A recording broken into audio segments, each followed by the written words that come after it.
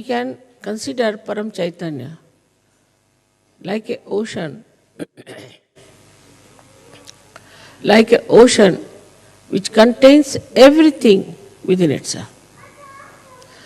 Everything, all the working, everything is within its own limits. So it cannot be compared with anything. You cannot compare it. Now if you see the sun, then from the sun, the rays have to come out to work it. If you see somebody, say a person who has an authority, he has to assert that power outside. So within himself, he doesn't work it out.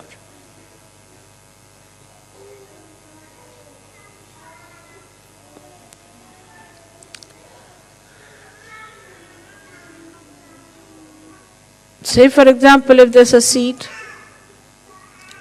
and inside the seed only the tree grows and the fruits come out, and then they are sold and people eat it, and everything is inside that seed, then that is Paramchaitanya. So we are all enveloped in it. And only the waves that we see, and we are on the waves, so we see it as dislocated, separated. Like we feel, this is Germany,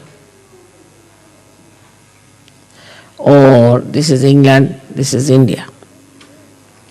These are just folds of the sari of Paramchaitanya, which look separated, but they are not separated. They are continuous.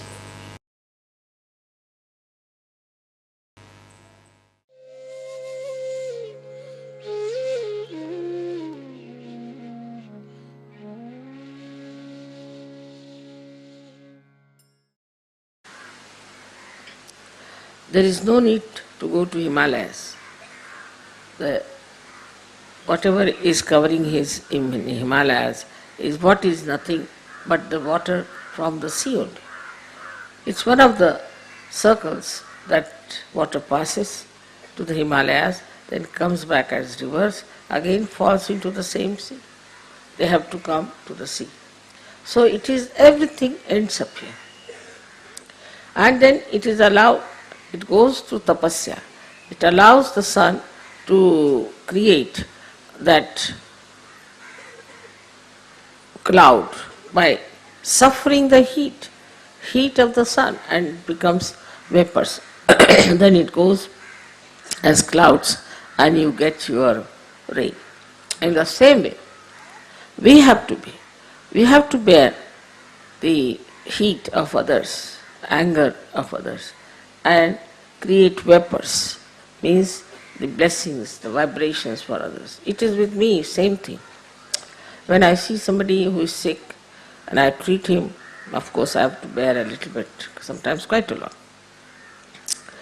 Then I absorb it, and then they become vibrations. They just start flowing as vibrations.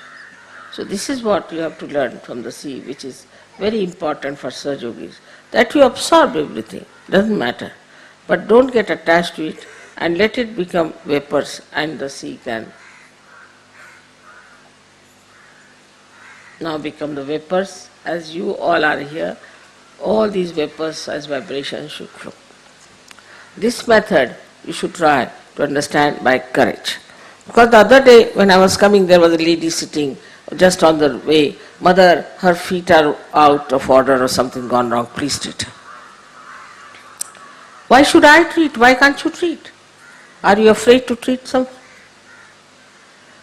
Then there's another one who comes up to say, Mother, you treat them. Why can't you treat? You all can treat them, you can help them, and you will be surprised, the more you will treat them, the better you will be. You should venture, you should have that much courage to treat others. If you don't treat others, you won't grow. Because that is what, like the sea as you have seen, you become the vibrations. When you treat others, there are more vibrations. Why should God give you vibrations if you are not going to use it? Simple logic. Why should God give you light if you are not going to use it? Christ has said that you don't put light under a measure. That's what we are doing. When we are not using our hands, our feet, our brains for Sahaja Yoga, we are not creating vibrations within ourselves. The same body that is yours can just become a bundle of vibrations if you start using these vibrations. But if you don't use these vibrations, you will have problems all the time, and you will not understand why I am doing everything, I am doing this, because you are not using your vibrations. You have to use your vibrations in every way possible, wherever is possible, to help others to get all right, to get well. You can at the most take a bandhan if you like, if you think that it might hurt you or something, but at least use my photograph. And after the photograph, you can just touch the person, there is no harm. After all, if you are afraid even of any troubles, then what's the use of becoming a Sahaja Yogi? If the ship is not seaworthy, what's the use of making a ship? You have to be seaworthy. And that's what you have to decide, that we are going to be Sahaja Yoga worthy. And for that, we are going to absorb all the vibrations. We are going to take up everything upon ourselves. Little trouble also they have. They'll tell me 10 times. We went there, then this happened, then that happened, then this. But I never tell you anything. What happens to me, how I came here, what was there, nothing. Because I know that all this is whatever I am doing is created into vibrations.